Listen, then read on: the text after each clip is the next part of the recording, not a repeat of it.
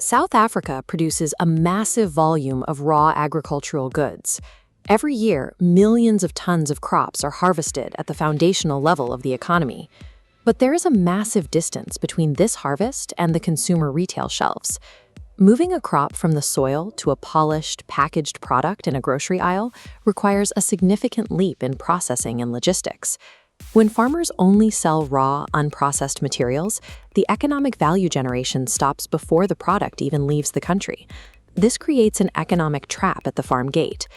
To capture the full economic value of these harvests, South Africa is prioritizing the export of value-added products, such as packaged foods and premium wines, instead of raw commodities.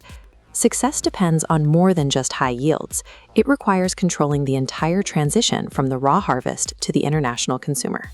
Entering new international retail markets one country at a time requires immense capital and complex logistical planning. Each border crossing demands an entirely new supply chain, localized regulatory approvals, and the negotiation of distribution networks from the ground up. A more efficient strategic alternative is to target a single, highly connected commercial hub. Expansion across the continent depends less on brute force and more on identifying a single gateway to manage the heavy lifting of regional trade. Luanda, Angola serves as this strategic gateway, hosting the massive international trade exhibition known as FILDA 2026. The scale of the platform is substantial. FILDA's 2025 edition attracted companies from 18 countries and generated over $60 million in business volume, providing a significant stage for South African exporters. The South African government backed this mission through the Department of Trade, Industry and Competition's Export Marketing and Investment Assistance Program to accelerate market entry.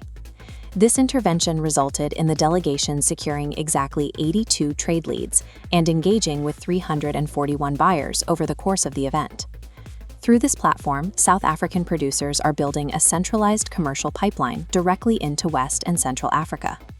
The impact of these trade leads is visible in the business-to-business meetings held by companies like Analyt Africa Consumer Brands, which produces food and organic skincare. During the exhibition, the company secured interest from a major bank for a business plan and opened active discussions with retailers and packaging partners. Similarly, producers like Larikmal Wines found that South African product quality and packaging immediately attracted the attention of regional importers and distributors. These interactions established the physical infrastructure, distribution and packaging relationships needed to anchor a permanent presence in the market. This map of Southern and Central Africa shows why these 82 leads are significant. Their reach extends beyond Angola. Distributors maintain routes into the DRC, Zambia and Namibia. A Luanda partnership lets South African products flow into these regional markets. This approach uses a single entry point to manage trade across multiple borders simultaneously. There is a practical gap between a prospective trade lead and a legally binding completed contract. The next challenge for these companies is translating those 341 buyer engagements into long-term orders and sustained capital investment. This execution phase is the final hurdle in turning a trade show appearance into a permanent international distribution network. The value of a commercial pipeline is only realized when the data from the trade floor is converted into the physical movement of cargo. This diagram illustrates the ultimate economic goal. By executing these contracts, South Africa captures profit from the farm to the factory and through the port to the supermarket shelf.